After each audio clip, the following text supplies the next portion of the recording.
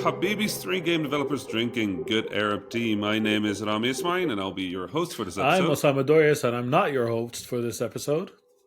I'm Fauzi Mesmar, and that's it.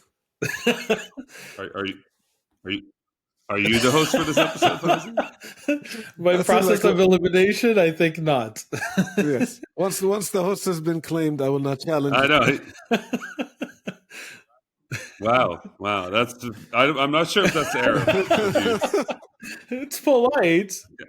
Kind of feel like as soon as the host has been claimed, you should also claim the host, but you should claim to be more hostier than the I host. thought it's podcast rules. First person who speaks gets the throne. No?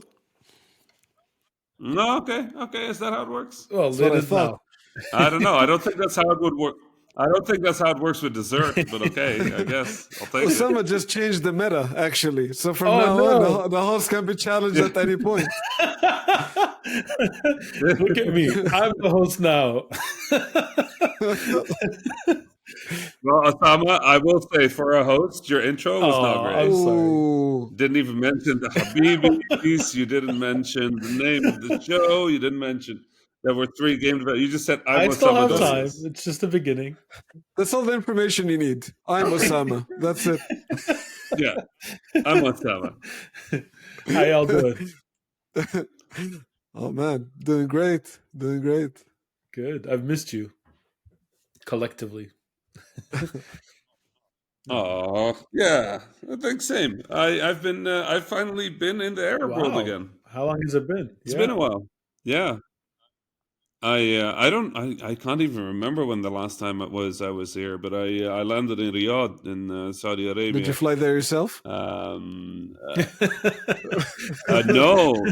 I flew for the first time on Saudiya. I'd never flown Saudiya Oh, it's before. good. And I was yeah, they were good. But the fun thing is, the guy that sat down next to me in the row with me, when he put his bag away, I noticed a little red label that said "Remove before flight," and that's a pretty common sort of like label that they give student pilots. So I looked at him and I asked, like, "Hey, do you have to be a pilot?" And he's like, "Yep, 34 years now." Wow. And he had his full pilot getup under a sweater that he was wearing, and he was a pilot. He was flying home to do a flight the next day. So we ended up talking about flying a whole bunch, which was fun. I have my first theoretical exam coming up, radio communication. Which as soon as you do your first exam, a timer starts going. And you have to complete all the other exams, and there's 7 of them, within a year and a half. And you can't fail more than 3 times at any subject. And if you do, you have to restart all of them. So That's intense. Yeah, as soon as I go in on Saturday, that starts the timer. So I'm a little nervous about it. I also don't want to fail it, because technically communication is the easiest one. See. You know, it's like some theoretical knowledge about how the radio works and like what kind of reach you could expect and what kind of technology we're using. But most of it is about like how to talk. You have to talk right? into a mic. And You do this once a week at least. But I don't have rules about how to speak. We barely have rules about how to intro our show. Well, this is very rules based. So there's. So the I'm control not tower worried. can challenge you at any second. It's not like the host group. I'm the No. pilot now. No. I'm the pilot now. I'm not worried, Robbie. The, I've seen video of you flying, and you seem incredibly competent. I know you know what you're doing. You can handle the radio. Well, that's the thing. The airplane at this point, like I'm getting more and more at ease in the airplane, right? I always was mostly at ease, but I'm getting more comfortable. And this is early, so I'm not good by any stretch, but I'm getting comfortable with the vehicle and sort of with the forces involved. Radio is just its own field, right? You have to know what you can say and what you can't say and how you say it. So, you know, the easiest thing, for example, is just you need to know the NATO alphabet. So you need to know your alpha, bravos. You know, you need to be able to spell things in the NATO alphabet. That's easy. You need to know the numbers. But for example, For runways or air pressure, you have to spell out each number. Mm-hmm. Mm-hmm. So you don't say runway 25, you say runway 25, right? For altitudes, you can use thousands and hundreds, but only if the hundreds are rounded. So you can't go 250, right? That will be 250, but you can go 1,500. That's a lot, right? And knowing the difference between that is important. You need to know some stuff about the VHF band, which is what our communication takes place on. But you also need to know when you can say certain things. So, for example, as a pilot, I can never use the words takeoff. Mm-hmm. The tower can say takeoff. The only time I can say takeoff on the radio is after I get clearance to take off. So after the tower says, okay, like, take off runway 25, I can say taking off runway 25, and then my airplane designation. If I say it at any other point, that's a violation of the rules. Why? So Why is I it a can't say violation? ready for takeoff. So almost everything in aviation is built that way because somebody died. That's what I figured. It was right? a safety concern. Yeah. So the trick is if you hear the word takeoff on the radio, you now understand that an airplane is starting to take off. Right. So if you hear takeoff on runway 25 and you are approaching runway 25 or you're about to cross runway 25, whenever you hear the word takeoff, you should pay a little extra attention. Now, when a pilot is crossing a runway or getting ready to take off on a runway, they have to say ready for departure, runway 25. So if you hear the words departure, you don't have to pay attention that much, right? So it sort of makes takeoff like an easy word to recognize that something important is going to be happening. So if you hear somebody say takeoff, you should be paying attention to what comes next. If they say takeoff runway 25 and you happen to be on runway 25, you can still do something about it, right? But there's so much conversation about getting ready for takeoff, so much conversation about preparing for takeoff, for where you want to take off, that for all those conversations where it's less critical, they just picked a different word, which is departure. I see. Very cool. And that's how it works, right? It's just to make sure that that word becomes a flashpoint in people's minds so that while you're listening to all the conversation on the radio, while you're doing your radio checks, or you're checking your airplane, or you're coming in for landing and you're distracted, that when you hear the word takeoff, your ears perk up and you kind of like pay a little more attention. So what you're saying is the reason we don't have standard terminology in the gaming industry is because lives are not dependent on it. Yet. I would argue. I would argue that that's not quite true, but Yet, that's the word I heard. But anyway, Rami, that was a pub quiz, and you've passed. So you have nothing. You have nothing to worry about. Way to go! Right, Mabruk. I mean, I took my VFR book to. I took my radio communications book to Saudi, so I have it with me here in the hotel room. But yeah, sorry, I was talking about Saudi. It's been really nice to be in the Arab world again.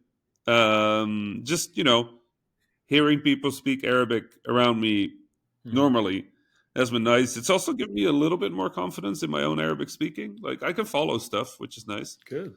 So I try to speak a little bit every now and then, but I'm just not confident enough to do it in front of an entire group yet. It's been too long. We flew over Egypt, which broke my heart because I miss Egypt. A military draft has made it really hard for me to go there.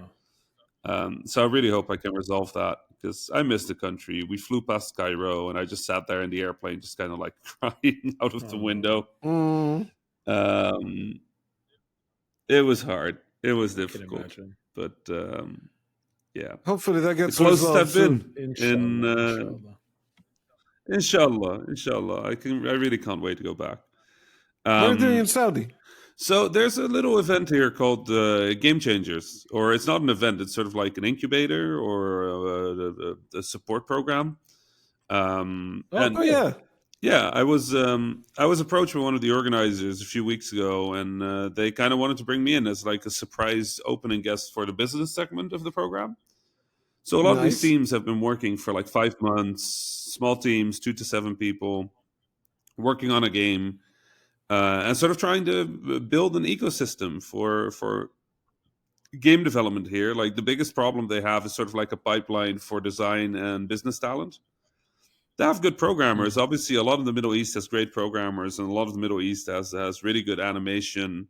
And it's a lot of people here are pioneers in the world of animation. I was gonna say that exactly. The art level here is pretty good, right? It's mostly 2D art, mostly illustrative, but you're seeing sort of like an interest in 3D in some places. And I'm just here to teach them about business stuff, right? So we've been talking about risk and opportunity and value. We've been talking about pitching and communication and team structure and management. And, I did a 2.5-hour workshop on the first day.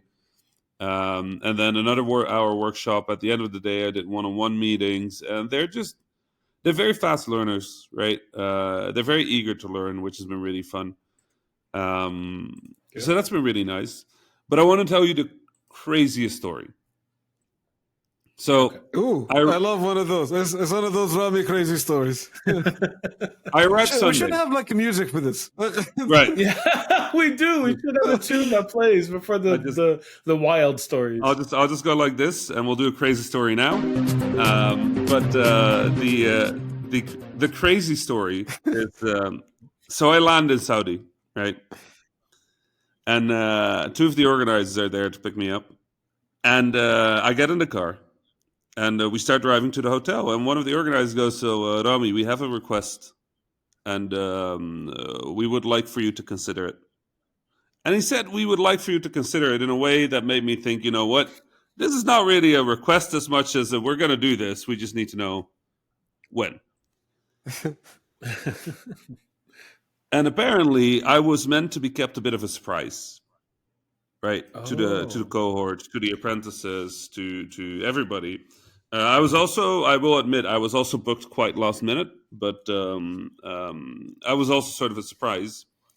So apparently, the people behind the program found out that I was coming, and one of those people is a Saudi prince. And there's many Saudi princes, but this one is involved with the games industry, cares about video games, and just wanted to meet me. Is a fan, apparently. Also listens to the Habibis, so Oh wow, great!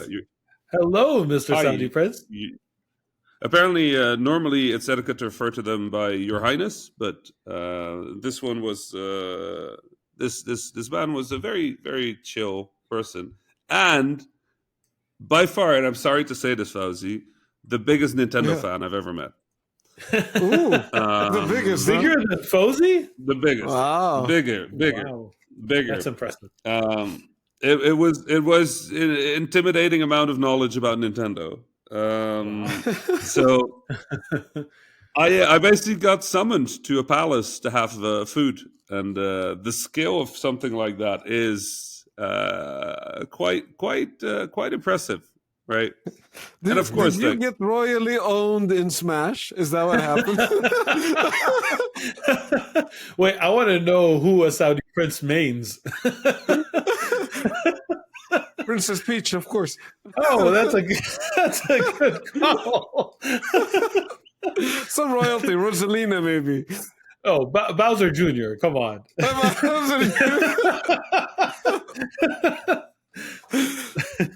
I go Kirby in all contexts, so, I'm one of those.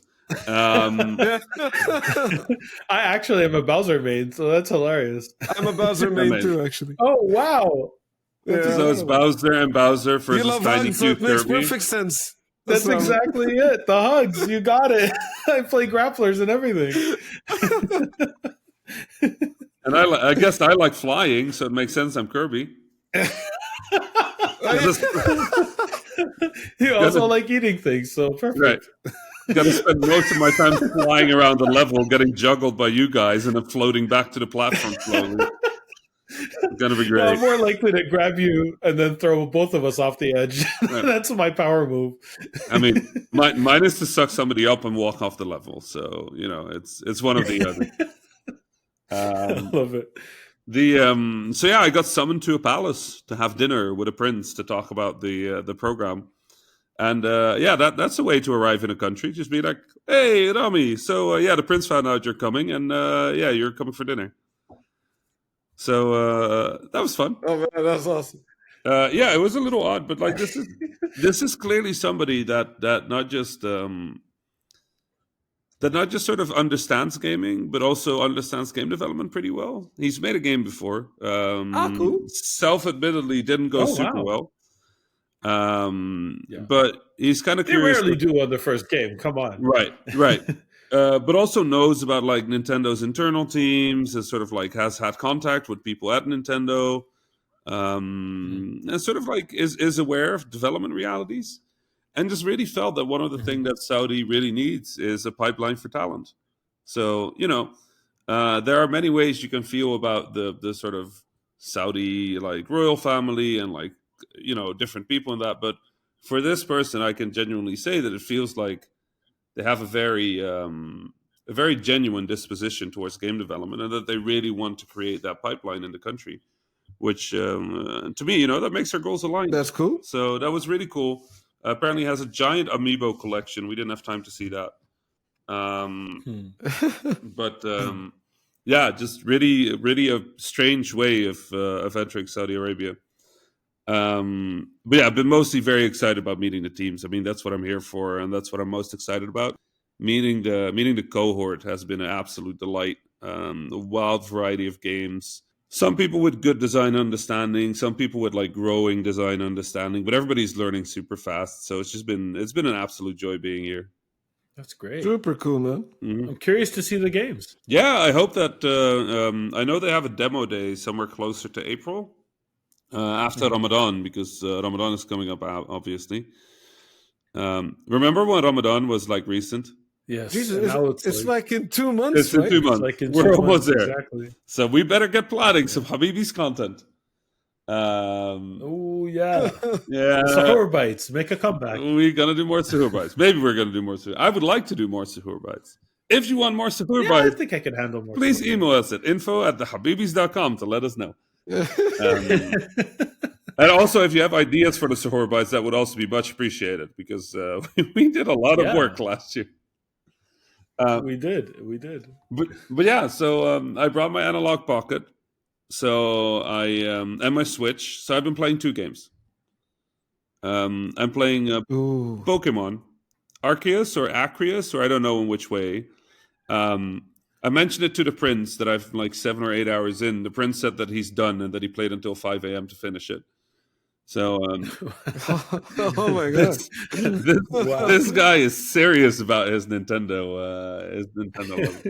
Fair enough. I haven't even played it yet, so fair enough. He's already got the one-ups on me on this It one. is, I will say, it is a very cleverly designed game. And there's a lot of discussion about, the visual style, on whether it has enough fidelity, and whether Nintendo can get away with launching a game that visually just isn't super impressive. And I have barely even noticed, because it is a very engaging Pokemon game.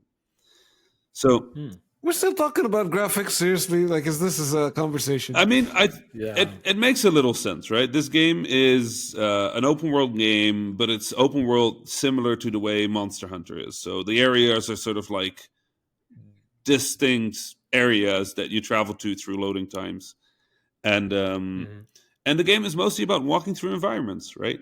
It's mostly about walking through stuff. And I will say the vegetation, the sort of level of detail, it's sparse, right? It's sparse. It's not. You would hope from Nintendo that they would have a little bit more feeling in their areas, but because it is so sparse, it's occasionally really hard to get sort of like an emotional connection from an area. That said, that's not what the game is about, right? And what I feel this game is I feel it's an experiment. Right, it's an experiment. How far can they stray from the original formula of Pokemon while still being a Pokemon game? And what will people accept as a Pokemon game? Because I think this game took, 2 years to make? From what I understand. For a Pokemon game, that is a relatively extended timeline, but it's still a pretty short timeline. And if you're... For an open world game, that's nothing. Right. So Yeah. instead of throwing all their resources at it, I think what they did is they took a very serious jab at reapproaching the design of Pokemon and then polished it to the level where they felt comfortable with it and where they felt it was comfortable on Switch, right? And Mhm. the game runs great, right? Performance-wise, great. But the thing that I really want to talk about is the design, right? Hmm. So this is a 3D open world Pokemon game, and the Pokemon are walking around in the world, right? There's no screen that transitions to battle per se. And these Pokemon, for the first time, as far as I can remember, are aware of you as a player. So these Pokemon can spot you, they can run away from you, they can attack you, Hmm. they can harm you, right? Which really turns sort of the formula of Pokemon on its head a little. Like you're crawling through grass, trying to not be seen. You're sneaking up on a Pokemon while it's turned its back around you. You're running at a Pokemon to surprise it. You're dodging a Pokemon when it charges at you. And then you have a button that you can use to throw out a Pokeball.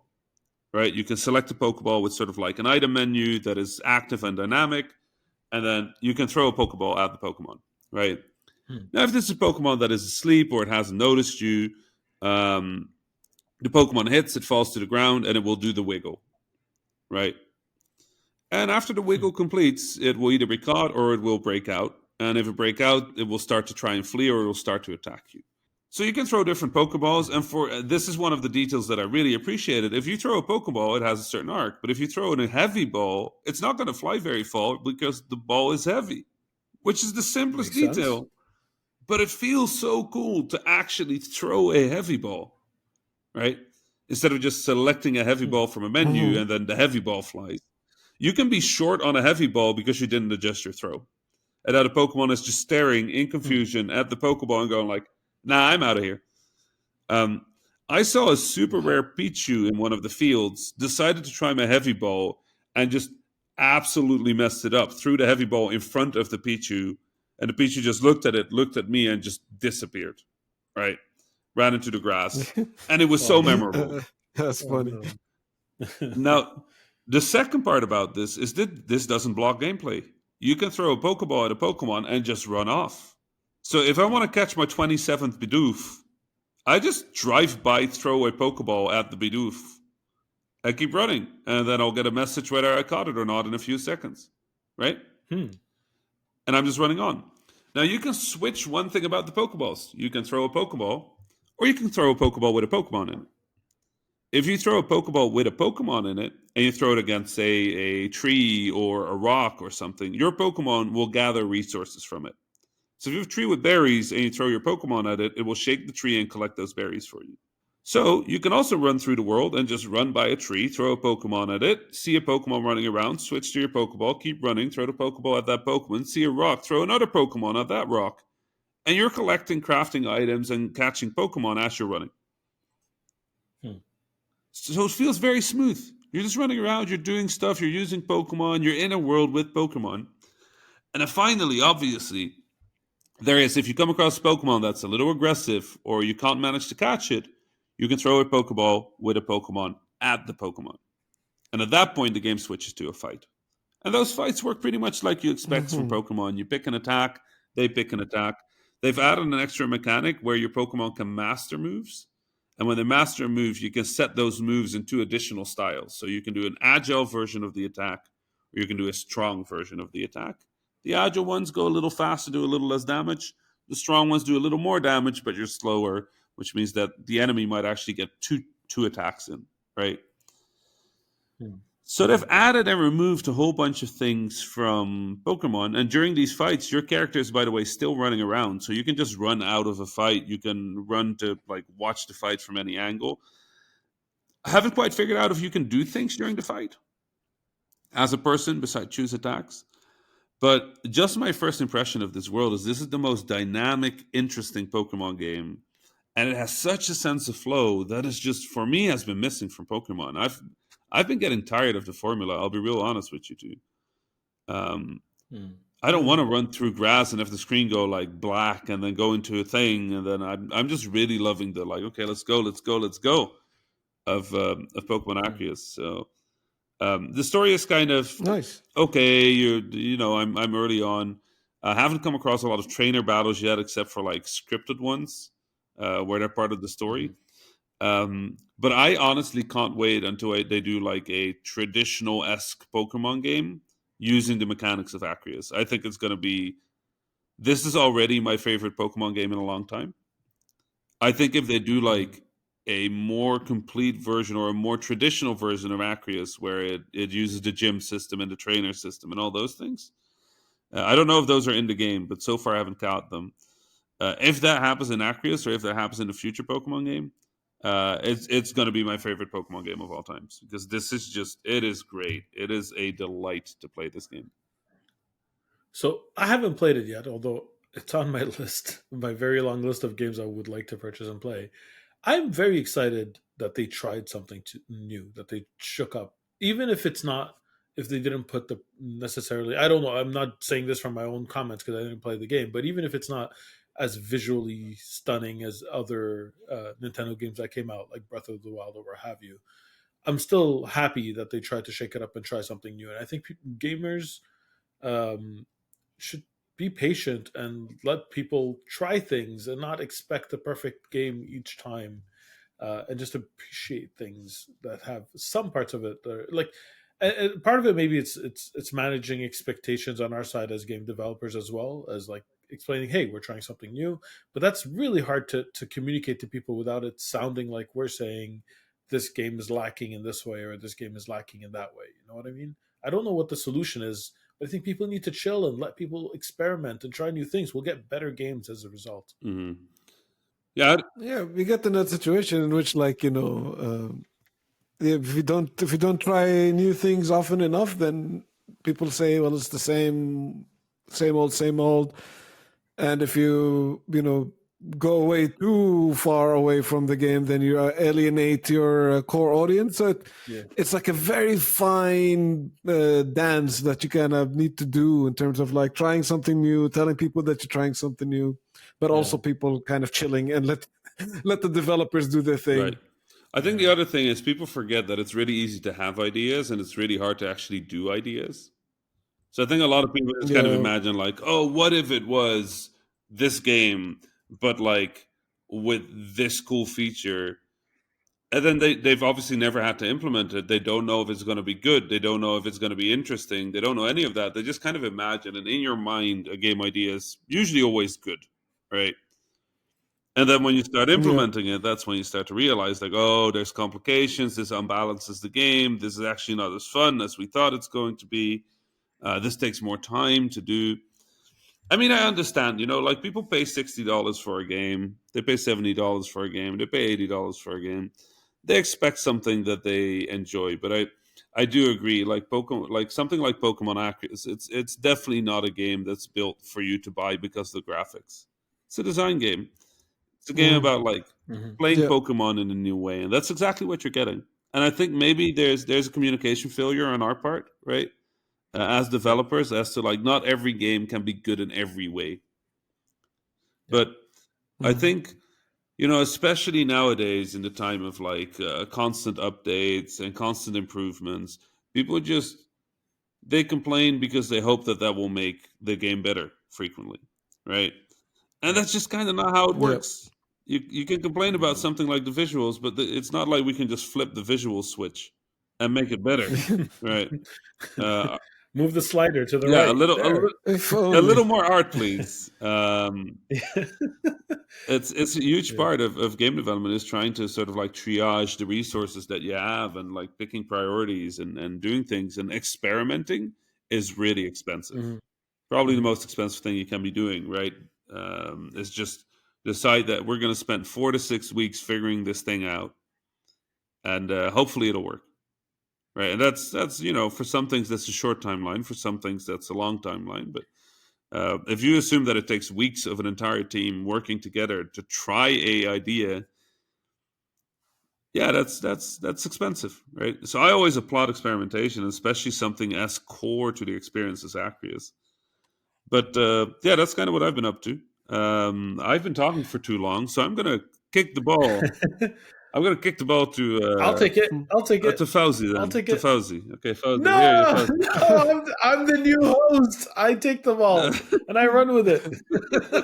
This What is this podcast? It's like a free for all. Osama, you gotta respect the host, Osama. Come on, you can't do that. All right, fine, Fauzi, you can pick it up. It's all good. I like establishing my authority here for a moment. This is great. I like being the host. Oh, just wait till I get my chance at hosting. I just don't get time to speak the entire episode. Pretty much, I'll mute you. I won't give you the ability to unmute. You know I would never do that to you, Rami. And I'm Ra. Yeah. Pretty much. So what happened to Rami? Why did his voice disappear? Osama, why don't you tell us what you've been up to? So speaking of games that were a lot of fun but didn't look so good. Oh my God, what a segue. The longest segue in the history of segues. I played a game called Vampire Survivors. And so, I mean, the comparison with Pokemon pretty much just stops there. Vampire Survivor is a pixel art survival game where you move your character, but you don't control the direction of your attacks. The attacks kind of fire off on their own. You don't. The only control that you have on the character is actually the movement. There are different abilities that you could pick up, and there's a whole bunch, like a swarm. Eventually, it's an overwhelming swarm of ghosts and zombies and vampires and bats and like different things that attack you from all sides. All of them pretty much have the exact same AI, the basic seek and destroy AI, and different properties otherwise, different health and whatnot. It's an incredibly simple game, but it was so fun. It took me by complete surprise. There's a lot more skill involved because the abilities themselves, they have different properties. So, for example, you have it's very, very inspired, both in art, to the point that I almost think it's going to be sued by Konami at some point, both in art and in the mechanics. Even though it's not a platformer, by like the Symphony, the Castlevania games, like Symphony of the Night or the like, so that you could have a whip, and the whip fires off in front of you on its own. And if you upgrade the whip and you like get multiple whips, and they fire off in different directions. Very predictable pattern. You could have a magic wand that shoots a shot at the closest enemy. So if you learn the cadence of how often it fires, you could actually time it. It has a boomerang that shoots towards the closest enemy and then behind you. Most of the attacks are not random. A few are random, where you're just like, I hope it hits something, like lightning bolts or fireballs. Most of them, they're predictable. It's either going to attack always from the same direction, like the axes will always go on top of you, and other things like that. So eventually, you actually get into a rhythm, and you're like, you move left, right, or you carve a path through the swarm, and the intensity it becomes more and more tense as it goes on until it becomes completely overwhelmed. And I'm not doing a very good job of selling it in terms of telling you what the game is, because it's one of those things that you have to actually try. Right. Because even when it was recommended by somebody on Twitter, and I'm like, I was like, oh, that sounds like something that could be interesting. It sounds a little different. Then I looked at screenshots, and that almost turned me off. And I'm sorry, no disrespect intended. It was a solo person who worked on this, who clearly is more of a designer than an artist. But like, the game is solid on its own, and we can appreciate it for its merits on that. I spent maybe 20 hours on this game in the last 2 weeks, which is not a small amount of hours.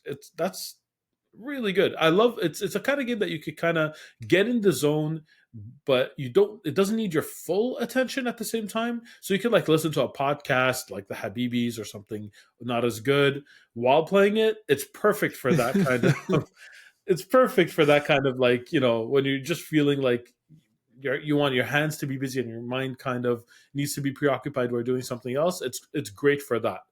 So I highly recommend it. Vampire Survivors. It has a simple progression system too, where you get coins at the end of each run, and then you spend them on like small upgrades a little bit at a time. So the loop it keeps you coming back. You know what I mean? It really has. It's very engaging on its own. What the sprites really, really look like they might be breaking copyrights, though. So I'm not sure if the game is going to get taken down at some point. But like, I could swear one of the characters is really Alucard and the other is Simon Belmont. Like, so close to being those characters that it's a little worrying. Otherwise, it's great. I highly recommend it. Play Vampire Survivors. I was just in the middle of that. Sounds- I've been critiquing pitches, and I'm just like, Osama, we need to talk about pitching. But yeah, well, You wrapped it together really well at the end, so I'm convinced again. Why, thank you. No, but it's great. It's great. Really, pick it up. Like, I know it doesn't look like that much, but it plays really, really well. I highly recommend it. Cool. Super cool. I'm just looking at it, and it's like, yeah, it's what you described. Looks like a game that you have to play to really get it. That's exactly it. It's $3. Like, it's really very, very cheap. That's why I was like, even though the screenshots kind of turned me off, I'm like, meh. Even if I spend $3 on it in 5 minutes, that's fine. At least I'll. And then 20 hours later, I'm still playing it. So obviously, there's something there. Very cool. Yeah, I just checked. It's actually 16.8 hours was the actual count. So I just looked it up. Not quite 20, but close. Yeah. I also watched a movie, and it was a really good movie. The movie is called The Banker. It's not exactly a super new movie. It came out, I believe, at the middle of 2020.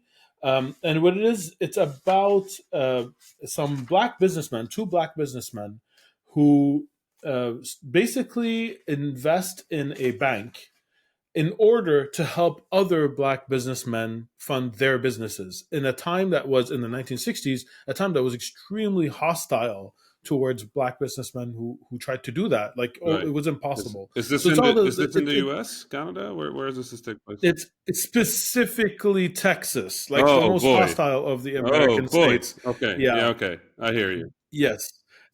So it's all the shenanigans that they had to go through. It's based on a true story, which is something I actually watching the movie. I didn't know it was based on a true story. It's in the end when they do the recap of what happened. Mhm. You know what I mean? Then I realized it was based on a true story. So I imagine most people going into it knew that. But it was a great movie. Honestly, highly recommended. Samuel Jackson's in it. He plays himself again. So if you like Samuel Jackson, you'll love his performance. He is Samuel Jackson in it. Anthony Mackie did an amazing job of not being Anthony Mackie, of actually portraying a different character. So I thought his performance was really, really strong. It was a frustrating, like, you have to be in the mood. It was frustrating because, like, of the hurdles that black people had to go through at the time, and now even. It was very emotional. But in a good way. So if you're in the mood for something like that, watch it. The pacing, I like the pacing. But it could be a little bit slow. So if you're like, you have to be in the right mood to watch something like that. It's very story heavy. Not like, there's no car chases or things like that. That's not a spoiler. There are no car chases in banking. What? No explosions. I'm out. A movie called The Banker without car chases. What I mean is, like, temper your expectations. It is a really good talkie movie. I loved it. Watch it. Okay. That's cool. I'll check it out. I mean, you say this is an old movie, but it has Anthony Mackie, who's kind of like, like the last 10 years. When is this movie? I think it was 2020 that it came out. Hold on, let me find it. Because I'm sure Mackie has been around longer, but I've really only heard him as like a lead role for like a decade or so. March 6, 2020. So it was 2020. Oh, okay. All right, pretty recent. Oh, cool. Oh, yeah, I'll give it a go. That sounds fun. Awesome. What about you, Fozy? What have you been up to? I played a bunch of games. Oh. Cool. One of the games I spoke about last week, so I'm not going to talk too much about it. I think I'm maybe a couple of hours, like 1 or 2 buses away from the end of Neo, The World Ends With You. I spoke about it last week, which is the sequel to The World Ends With You, which we went on a whole DS discussion. Mm-hmm. I'm not going to talk too much about that. I like it. It's my kind of game. Lots of grinding battles, collecting pins, leveling up characters. Totally my kind of thing. Really enjoy it. And it became my mindless thing, what I'm doing. Mm-hmm. Like I'm doing something else and I'm playing this. Like it's the thing on my Switch and I'm just like, cracking at the entire time. Right. That game has some ridiculous writing in all the funny ways. Like the Yakuza side quests and how funny they can be. Yeah. But also sometimes how it makes you like hold your eyebrows really high. Like what did he just say? Right. That game has a lot of those moments. It's weird. I'll probably give it like the award for most use of a limited number of locations in gaming history. Wow. I think it's like a very small gaming area. There's not that much game area. Like the entire game happens in Shibuya, which is a district in Tokyo, and they split it off into like smaller maps. So in terms of like area, it's not that big of a game, but it's like 40-hour plus game. So. Right. Most economic game design ever for sure. Enjoyable. I'm liking it, but like it's you need to be the audience for that kind of game. But yeah, I'm totally that. But I played 2 other games. One I want to talk about that I played a lot, which is a follow-up to one of my favorite games for a long time. So first of all, the caveat. These are good friends of mine in New Zealand, all of that stuff. So take that with a grain of salt and all of the stuff. But we've also covered this on the podcast before. If it's a game made somewhere, chances are one of us knows someone on the team. So Right. Yep. take everything with a grain of All salt. right. From New Zealand, there's a few options here, so I'm really curious which one it is.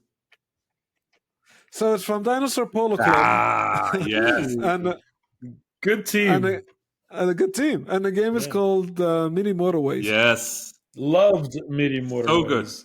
Oh my God, what a game. What a So game. good. Wonderful.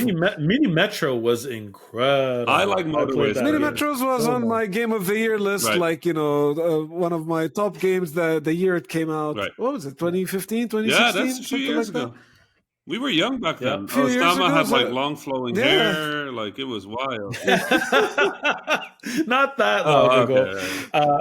I just checked it. I put in 82.6 hours in Mini Metro. It's so good. Yeah. It's so good. That sounds And- about right. Only 24.6 in Mini Motorways so far. Those are rookie numbers, so I got to up those numbers. But I think I Both- played 15 hours in a week of Mini Motorways. Right. wow. It really is that kind of Yeah. game, though. What, It is. What It's a so game. Good. So good. So good. what a game. So let me tell people what those games Yes, are. yes, please go. Because they've never played in place they've never played them before. So let's talk about Mini Motorways. And Mini Metros is like that. So if you haven't played that, go play both. Mini Motorways is that you got houses and cars come out of those houses. And there's like destinations or factories or malls or whatever you want to call them. They're like bigger boxes. And they're the destinations to which the cars need to get. And you need to match the colored house with the right color factory or Destination. mall or destination through a complicated network of roads, kubri, that's bridges, roundabouts, or traffic lights, or what have you. So you have I like these that like you only elements under. you only translate the thing that Arabs care about. Traffic lights. We're not going to translate that. Yeah, Come on, we exactly. don't talk about these. The traffic lights did not. That's great. All of these things are like the decorations Right. for Arabs. So like Roundabout. Arabs don't understand this game. Polished. Roundabout is fine. Like, Yeah. For the Arabs, The Witcher is a more believable game than Mini Metros love it. or Mini Motorways with that game. Except when the chaos starts to happen, and we're like, oh yeah, that's Feels realistic. like home. Feels like home. But they need to patch a lot of car accidents for it to be realistic. So there's no car accidents in Mini Motorways, which makes it like very fantastical. Right. Like this is sci-fi as far as I'm Lots concerned. of DLC potential there. Let's do it. I mean, Yeah, but if there's a car accident every 2 seconds, that's Arab editions. Release it in the Arab world, Right. make all the Guinea. but yeah, okay. So you're building houses. You're building. Houses get built. Destinations appear. build the houses. Houses appear. Destinations Exactly. appear. You build the roads, right? You build the roads, and those things like pop out of nowhere. They pop out randomly, and like you gotta make things work. Eventually, like if the city gets crowded enough so that the destination is not getting enough traffic there, or like not enough people are reaching the destination as they should, then it's game over. So he basically gets warmed, and you need to react by the storm. So like if somebody's thinking this is like a Zen game to play, it's not. It gets increasingly more. It it's is Zen in a until way it that isn't. Tetris is Zen. It's so Zen until it Yeah. not and it's always just. that's exactly It's it. like the flip switch. That's what I'm saying.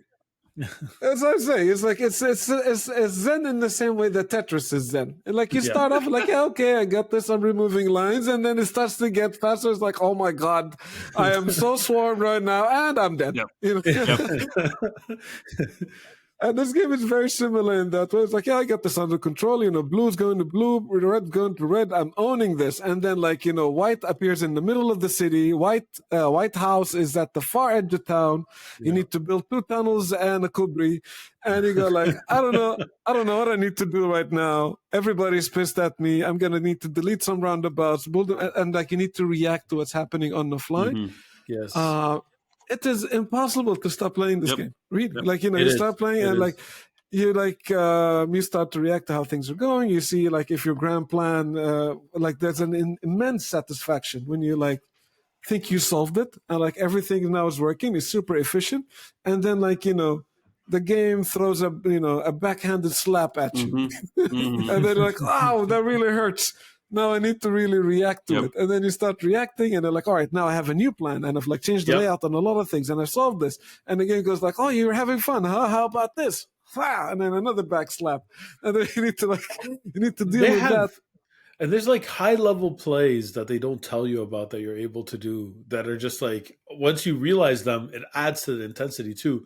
Mini Metro had that too, where you're able to literally like pick up a cart, drop it off, and now you're playing like, instead of just building the most efficient tracks, you're actually babysitting these like, you know, train drivers and moving them around to the most optimal way.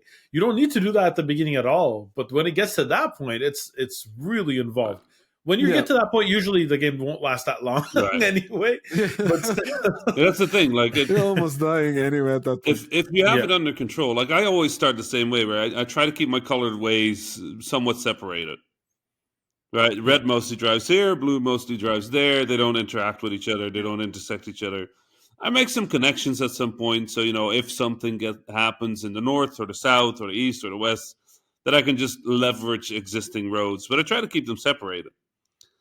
And, you know, that goes well, and then eventually it gets too much, and now you're connecting things, and oh no, there's an intersection that's just creating a lot of traffic here.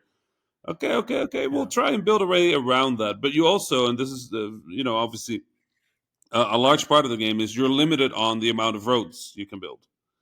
And that number increases as you survive weeks. But you're limited on your kubris, you're limited on your tunnels, you're limited on your roads. So you kind of have to work with limited resources, and it means sometimes you have a beautiful road that is performing exactly well, but it's using too many road tiles, and you really need those somewhere else. So we're just gonna merge this one road into this other road, and inshallah, it won't overflow too much. Exactly. And when it starts going wrong, it just cascades so much, and it's such an interesting insight into the logistics of you know, infrastructure. Like if you see this in real life, right? There's one traffic light that always takes a little too long, and now 7 blocks down, there's an intersection entirely blocked, which is blocking the other intersection. And everybody knows it's that one traffic light, right? Yeah. You drive to the traffic point. You stand in the queue. It's like, oh, it's barely moving. People must be standing at the traffic light again, and it's like 11 blocks away around the corner, right? And it turns out that Mini Motorway just perfectly captures that. One thing goes wrong, and it's just cascading until the thing that goes wrong on the west side of the city is creating the thing that makes you go game over on the east side of the city. And it's phenomenal. It's such a good game. Yeah, it's not. You guys know I'm a sucker for elegant design, and this is as elegant as it gets. Agreed. You know, really elegant design, beautifully represent everything. Like there's nothing I would like. I wouldn't change a thing about this game. It's perfect. Agreed. Love it. Agreed.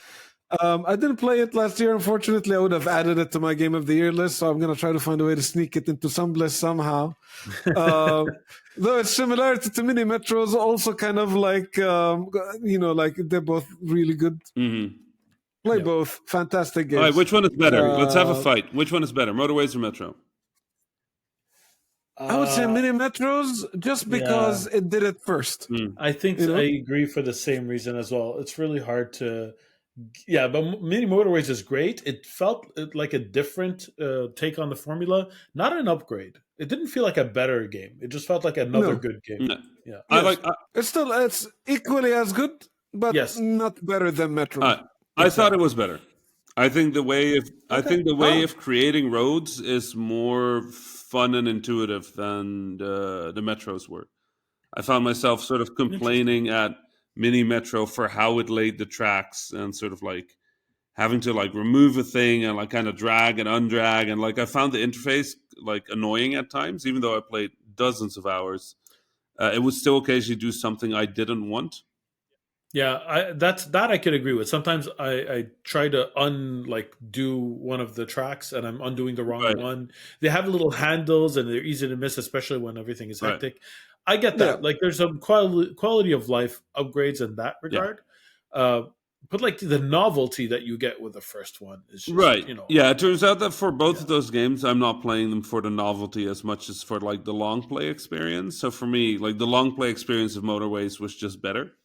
But I agree with you too that like playing Metro was sort of like a revelation, right? And Motorways is sort of like, this is cool. I just think that for me, the play experience is very much like I played this for 150 hours. So for neither of them feel novel by the end of playing them for 150 hours, right? Yeah. Fair.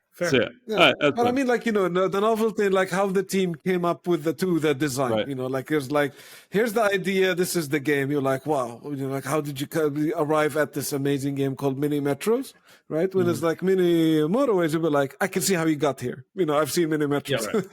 Yeah, right. By the way, you might be interested. Doesn't take from either of them.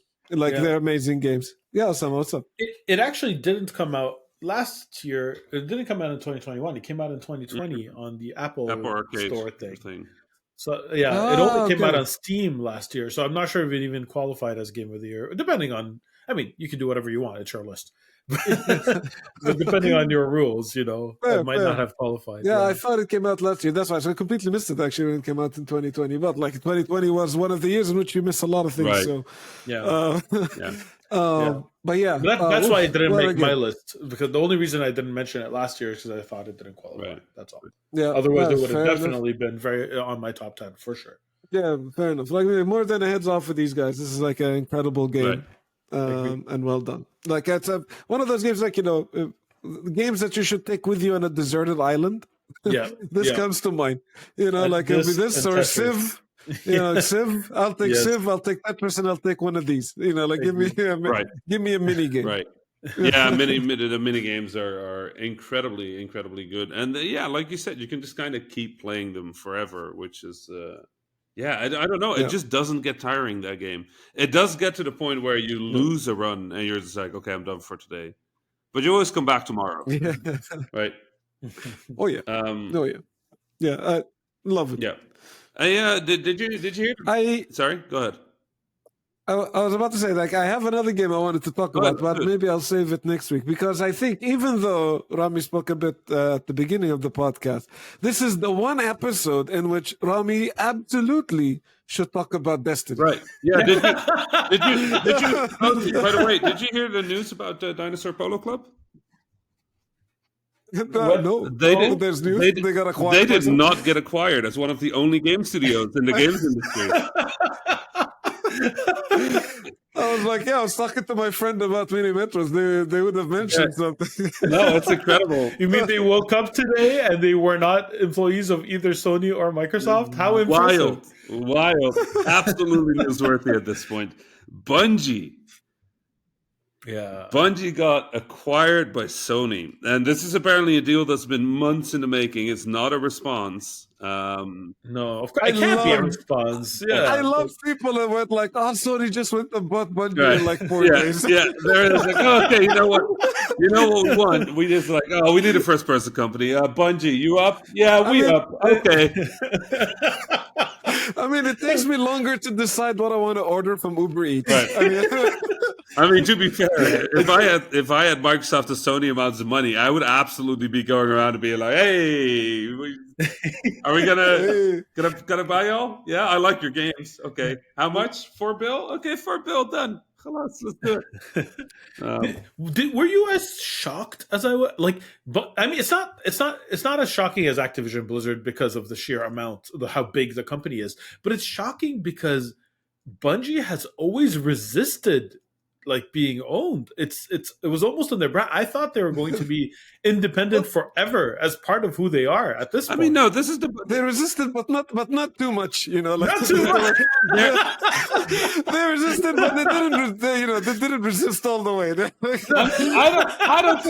don't think that's true. Let's look at Bungie. It is the most acquired game studio in the history of video games. That's super true. Like, I think it's the Nobody has only it. acquisition this year that was Microsoft and Sony. Right. This has been a Microsoft studio. This has been a Sony studio. This has been a studio that was effectively only producing Activision Blizzard published games.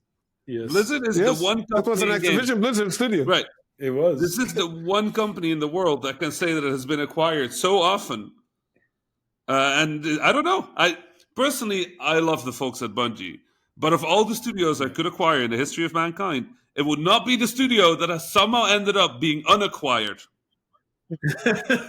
several years after the acquisition.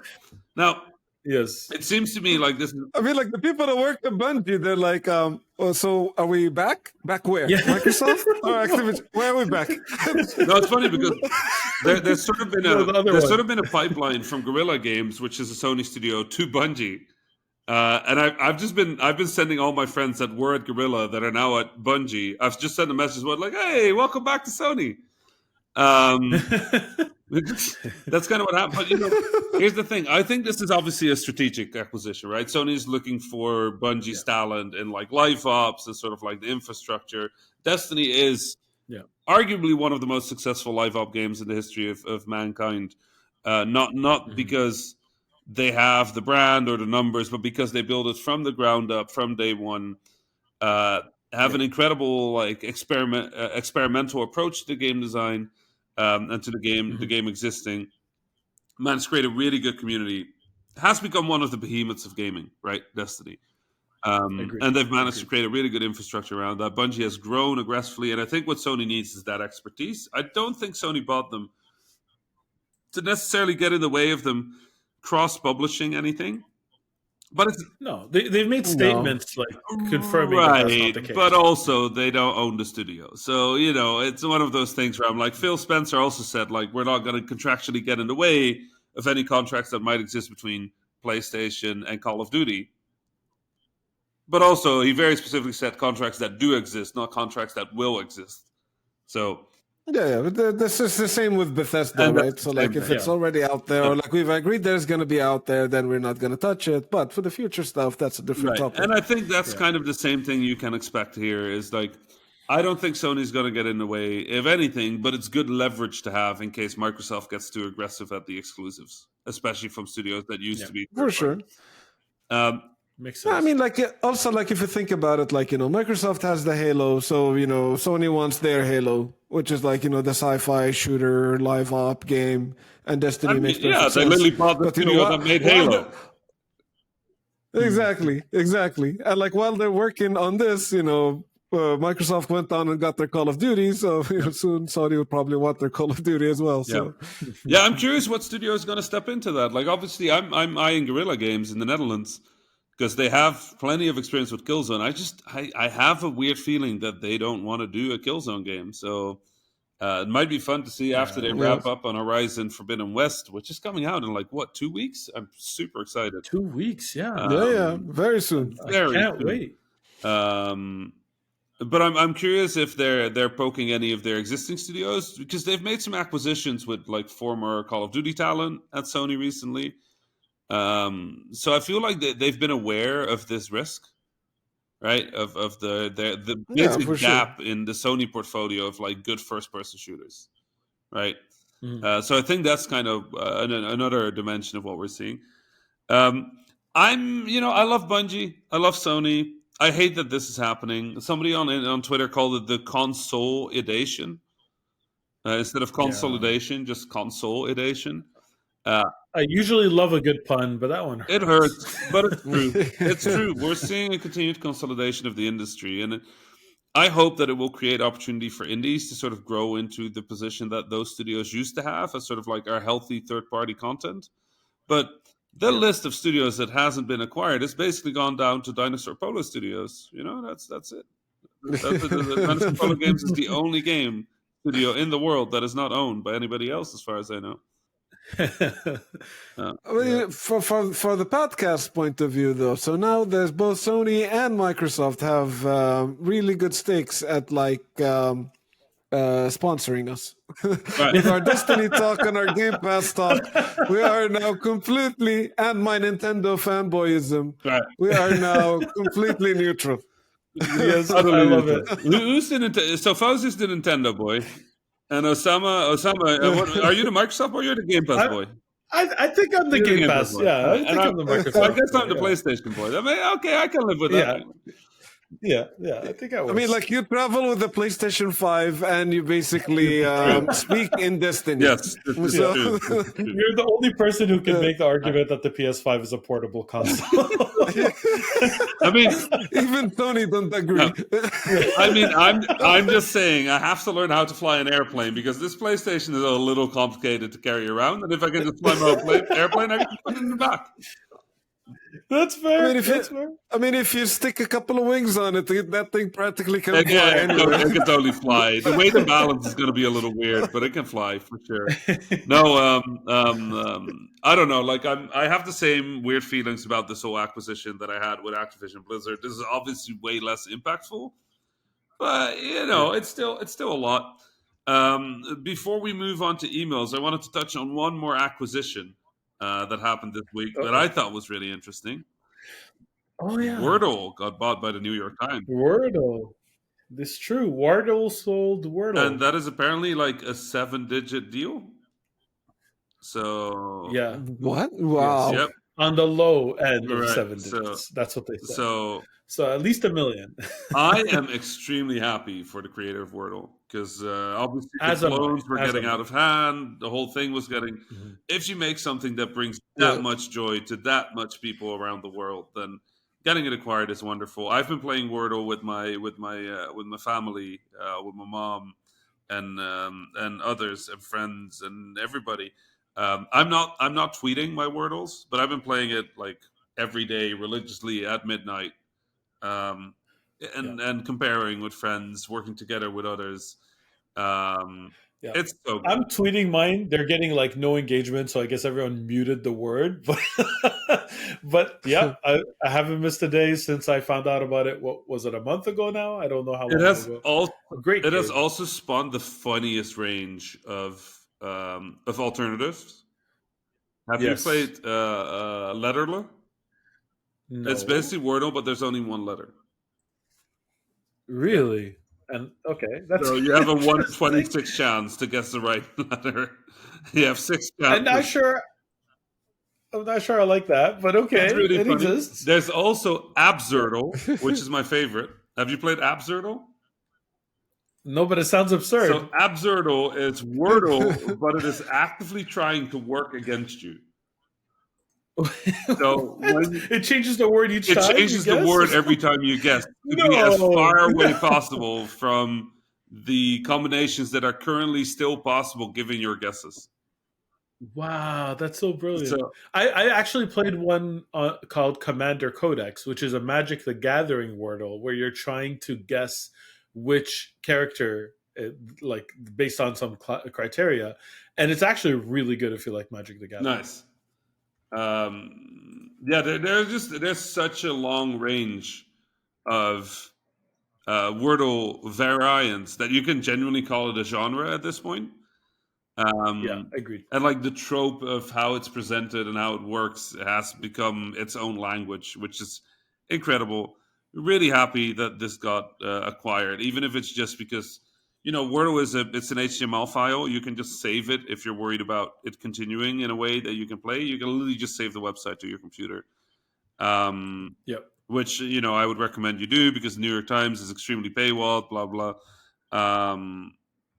So if you enjoy Wordle, save Wordle to your computer right now. Um, but yeah, it's been a crazy month. Unbelievable. Activision Blizzard and Bungie both off the map, just gone.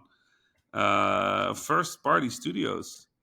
We just finished January, so we got 11 months of this to No, go. it's only 2022. Like January has been a long year, y'all. It's been a long year. Yeah. Who was it that tweeted that there's going to be even more?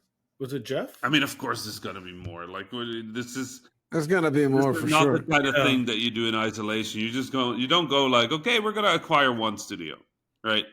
Sony and Yeah, Microsoft are no. clearly worried about the other getting exclusive. They're clearly worried about their portfolio, and it's Yeah. clear for them that being the middleman, the middle person, the facilitator is not enough right now. Yeah. So What a huge Yeah. shift in the way they're thinking. Like it's subscription. last year, Sony was buying their own studio, like studios that they had exclusive deals Right. with, but they didn't own. They just scooped them all up because I guess at that point they were worried that Microsoft would do the Yep. same.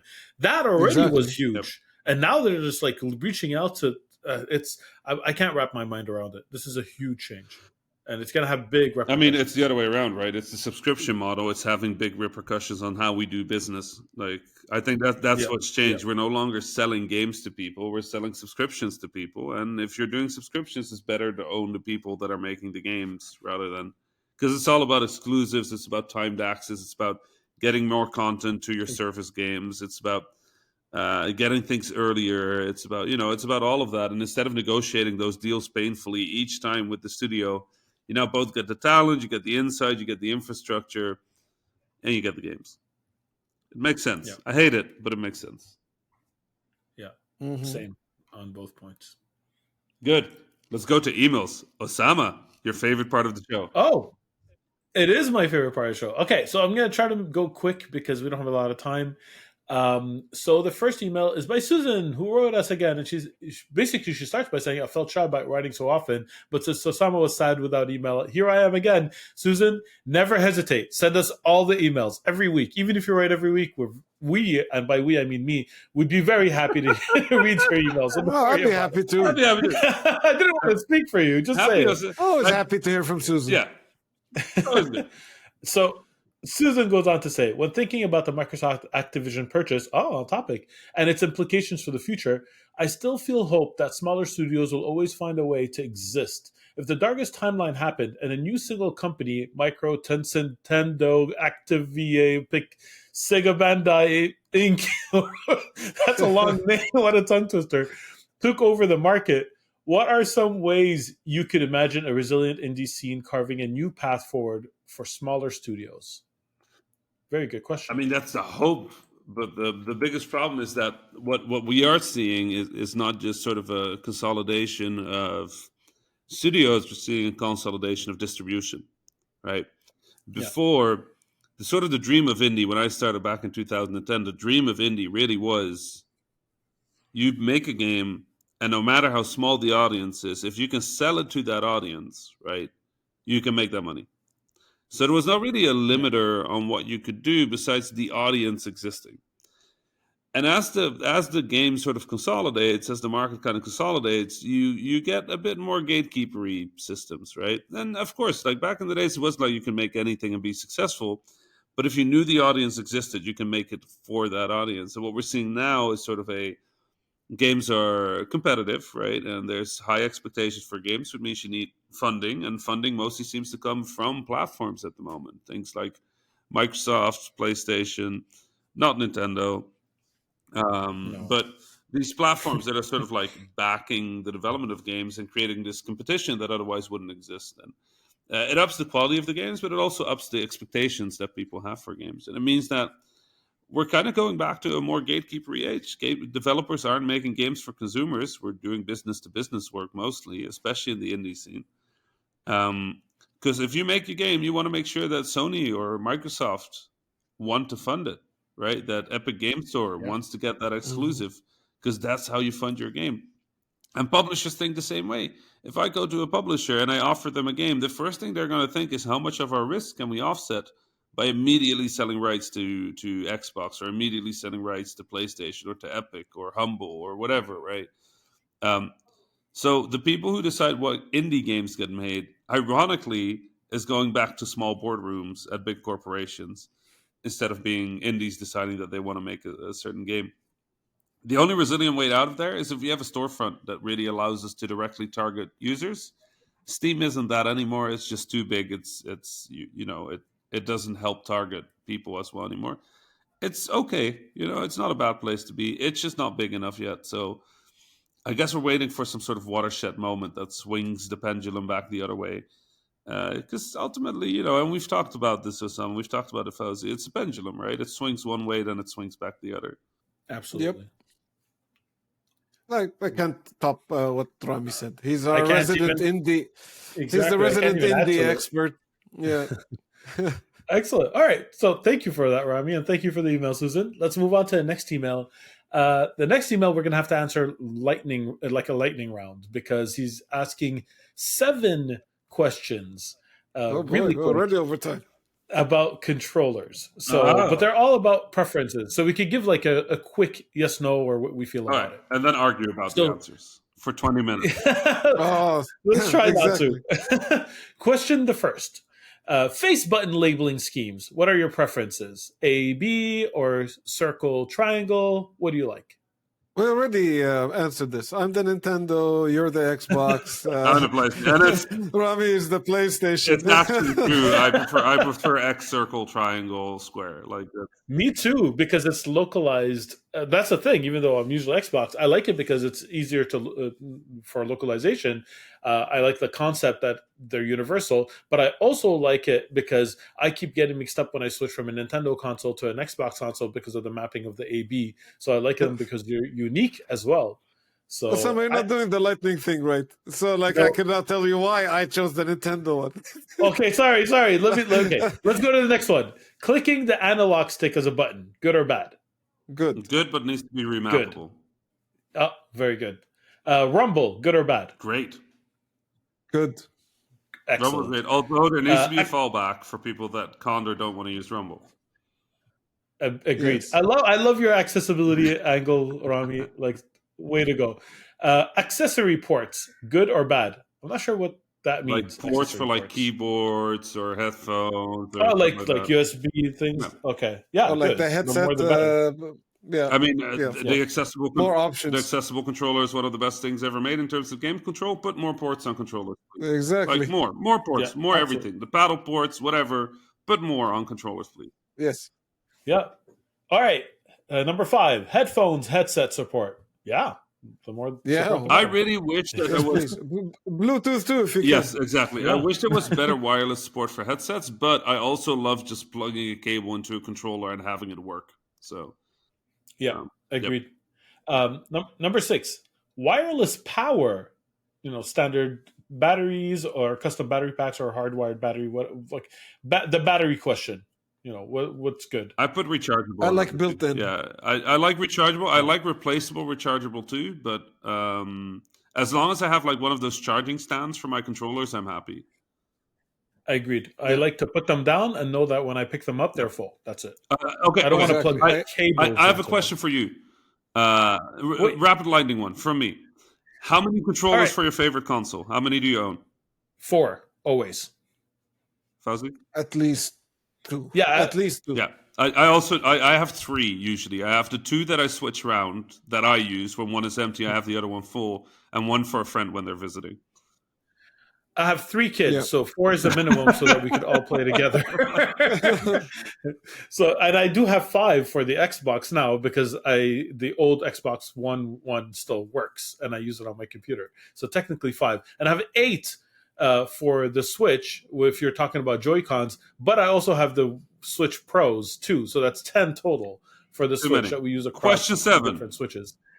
Question 7: inverted Y-axis and non-inverted Y-axis. Non-inverted. I'm normal. Unless I'm playing Ace Combat. I invert the Y-axis. Interesting. I invert for vehicles as well, underwater or space, but always need to have the option because people, and I think not only inverting Y, but I've met enough people who invert X that I think, and it's so trivial to do. I think you should also allow people to invert X. Oh yeah, for sure. That's I have to have it in the options. Also, sorry, Mom, but I'm still going to call non-inverted normal. Sorry. And that's it. Those are the questions. Thank you, Jose. That was interesting. Awesome. We're going to wrap it up because this is, I think, the longest episode of the Habibis we've ever done. Ooh. And can we stall and make it for sure the longest? I mean, if it don't make it too long, we can announce this more often, right? Because if we keep it at this, no buffer content, right? We only do quality content. But to be fair, Osama buffering content is usually still quality content because you just kind of go like, where is very true? Where is he going? What is happening? But I bring it back, right? And you know what I'm going to bring it back to? To the ending of the episode. Because this was today's episode. Put a doily on it. We are putting a doily on it. I love it. We did 1 hour of Habibis. It's coming out on Friday, inshallah. If I have time to edit this. Inshallah. If I don't get summoned to more palaces. So I hope this all works out. And we will see. We will see how this all works out. Thank you, everybody, for listening. This was another episode of the Habibis podcast. I was your host, Rami Ismail. I'm just going to claim that again, Osama. Do you hear that? I was your host. Oh, no. I heard it. Well, I'm hosting next time. You can't stop. And until next time, until Osama is a host again. Salam. Salam. Salam. That was the Habibis podcast for this week. I was Rami Ismail, your host for this episode. You can find me on Twitter at @THA_Rami. My fellow Habibis were Osama Dorias, who you can find on Twitter at Osama Dorias, and Fauzi Mesmar, who you can find on Twitter at Fauzi Mesmar. Send us your questions, stories, and suggestions via info@thehabibis.com. The intro and outro music was provided by Malik Zubaila, and the logo was provided by Ibrahim Hamdi. The Habibis is a weekly podcast about 3 game developers drinking good Arab tea, with new episodes launching every Friday, inshallah. If you enjoyed the show, don't forget to subscribe on your favorite podcasting service or check out thehabibis.com for more information. Thank you for listening, and salam.